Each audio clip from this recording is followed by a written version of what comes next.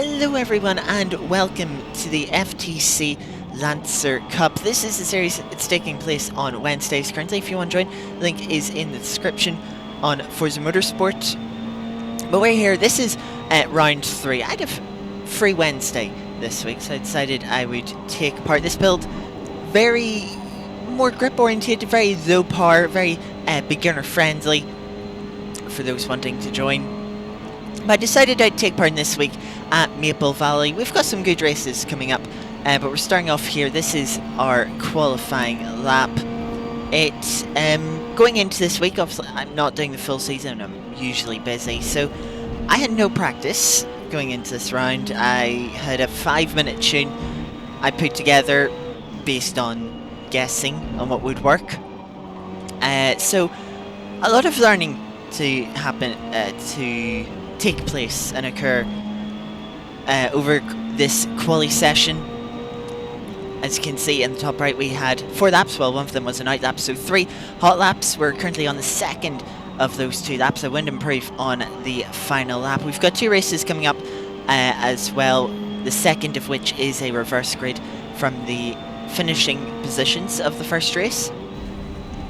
So as we come through the final S's of Maple Valley, it's been a tidy lap so far, flat out through the penultimate corner, making our way down to the final corner. We're 3/4 of a second up on our first lap, flat out through the final corner in between the curbs and up to the line. We will finish qualifying in P5 with a 42.0 within a tenth of P3.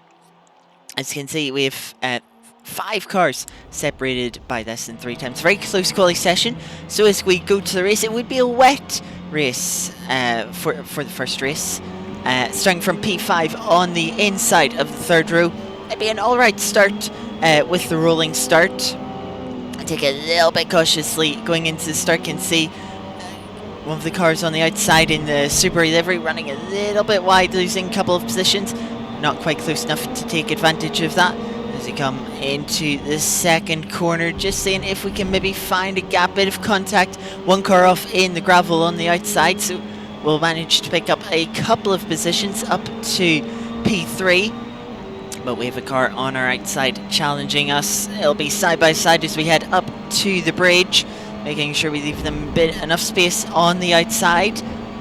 I've got another car having a little look to our inside behind, maybe thinking about making it 3 wide, but they weren't quite close enough.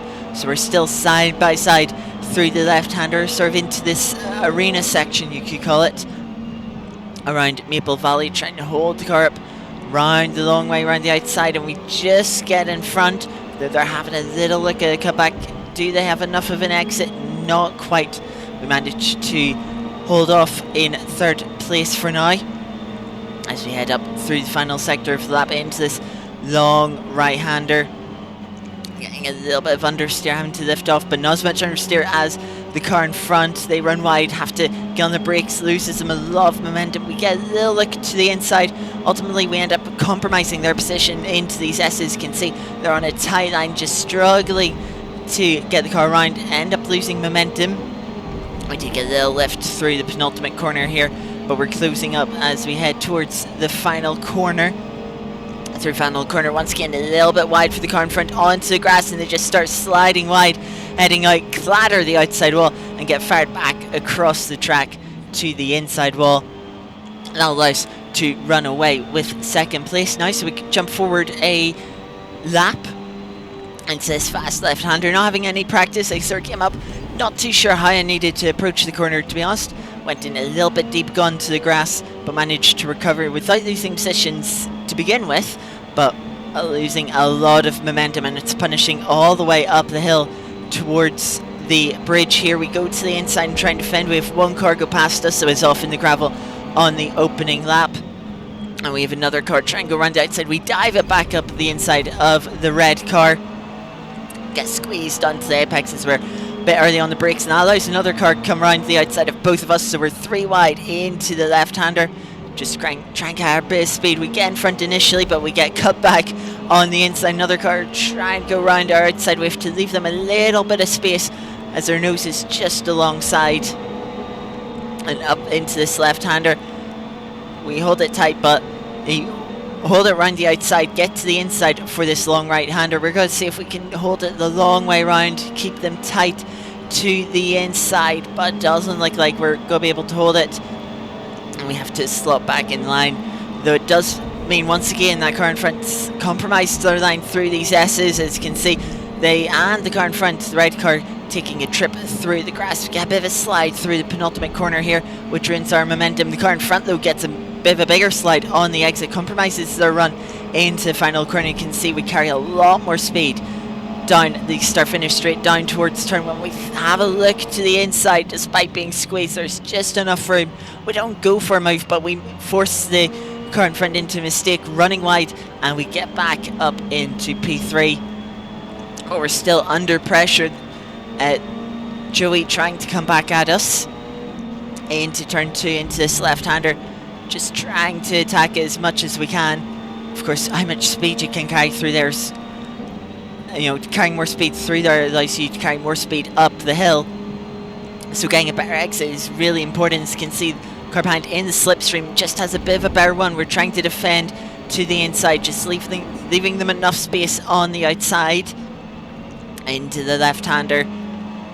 We'll just get in front again, but they have another run. They're looking to the inside now of the left-hander. We have to open the door, leave them the space. They're on a bit of a tight line, and they ultimately can't carry the momentum, and we slot back in front for now, though the pressure is still on. Slipstream is quite powerful with these cars. As I mentioned, they're not too powerful, so actually the car gets to the inside of this left-hander and it's nearly gone front, but we're just trying to get our nose back down the inside of this long right-hander, see if we can maybe make back the move. We're having a look, and we've got alongside, so the car's going to have to leave us space. And once again, Joy's going to have a compromised line into these S's. Look how tight they are into the right-hander, and just compromises their momentum. So once again, we're gaining towards the penultimate corner and towards the final corner. Do we have a look? Yeah, we do. Towards the final corner, side by side through this very sketchy corner. Joey on the outside just backs out, and we're able to slot in front, though they'll quickly pick up the slipstream as we head down towards turn 1. They have a little look, but they're not quite close enough to make a move. We're out a little bit wide, just trying to carry momentum, but that does allow Joey to have a little sniff, but they didn't have the momentum to keep it side by side. So as we head towards turn 2, the left-hander, again, very important corner. Can we carry a little bit more speed to not be attacked up the hill towards the bridge? We try and pull out for the slipstream, initially break the toe, but Joey pulls back in line, closing with the slipstream now. We'll hold defensive over the bridge into left-hander once again. Will Joey go aggressive around the outside? Having a look, he's gonna go for it, and he's gonna get alongside once again. So we'll have the inside this time for the long left-hander. Joey trying to stick around the outside, carry the momentum, but it's maybe just a bit too wide there. Isn't able to keep it alongside, it's potentially gonna lose the position. They're now side by side, just behind. But Joey holds on to P4 for now, trying to have a look up the inside, but isn't quite close enough. Looking up the inside once again, but no braking zone in the early stage of this long right-hander DL on side.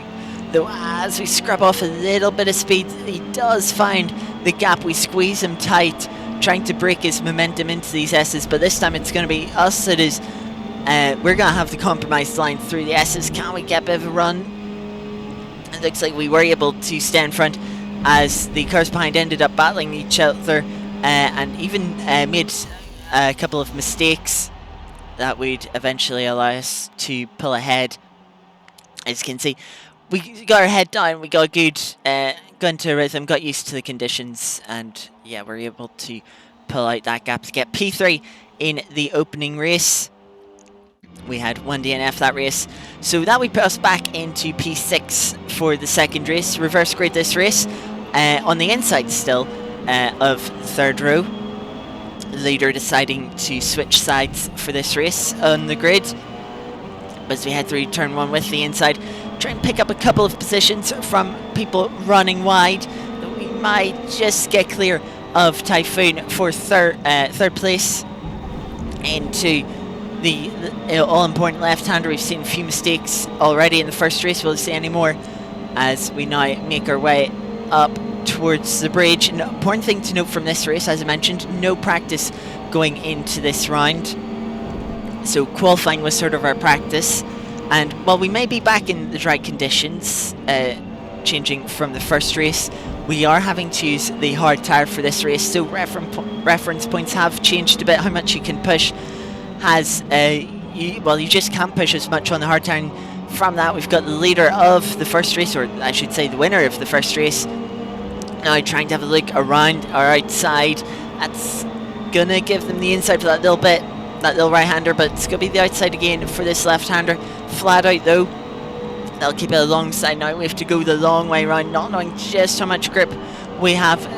Car in front, Joey sliding a little bit wide, losing a bit of momentum, and Boditron's able to slip down their inside as well. So we back out of it, trying to see, can we just get a better run through the S's and make up any positions here. We get a really good run out of the S's from Joey fighting. We try and have a look up the inside of the penultimate corner. Gap isn't really there. The pole sitter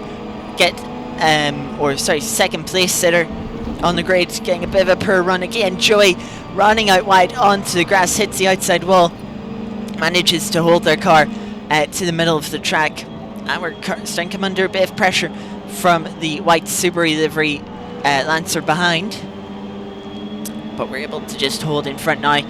So the winner from the first race already back into the lead after the first lap, and is already starting to pull a gap as we come into this left-hander. We're going to carry lots of speed, a lot more confidence through here than the second place front row starter, and we'll be able to pick up a position there.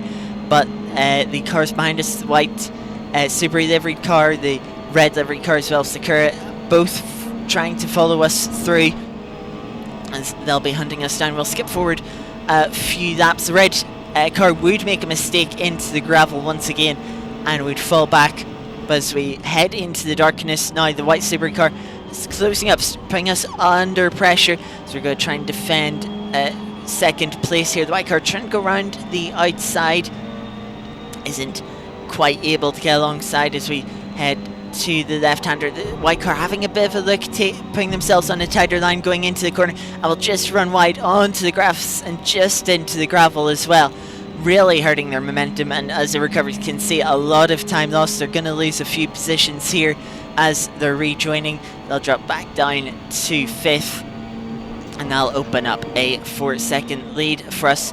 But we'll cut now to the penultimate lap as the race wore on in these dry conditions. Tires, even the hard compound, were starting to really wear out, and is really starting to struggle. Sakura had closed that 5-second gap and was now trying to go for a move. As you can see, just sliding up wide through the left-hander, where there's easily flat out through this right-hander, just understeering Sakura, trying to go around the outside. Will easily have the grip to do so as we head into the S's.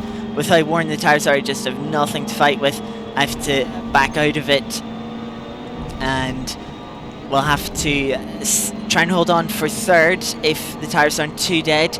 4-second gap. If the tyres are too dead, that 4-second gap would disappear instantly. But as we come to the final lap, we were even able to extend that gap a little bit. You can just see the understeer through the final corner. But we'll have to settle for 2 P3s in this round, considering I hadn't done any practice beforehand. That's quite a good result. As we can see, fastest laps are still decently competitive for having to learn on the fly. But yeah, a couple of fun races. Bit of a shame to have the tyre wear affect us so badly in the second race and lose us second place. But at the end of the day, we only made one mistake running wide into the grass. Managed to avoid the gravel, which was a big saviour. Would have cost us a lot more time, as we've seen from a few people over the course of the races. However, that's going to do it for today's video. Thank you all very much for watching. And remember, if you want to join the series or any of FTC's other Forza Motorsport series, link to join the Discord will be in the description. But anyway, until next time, thank you for watching, and bye-bye.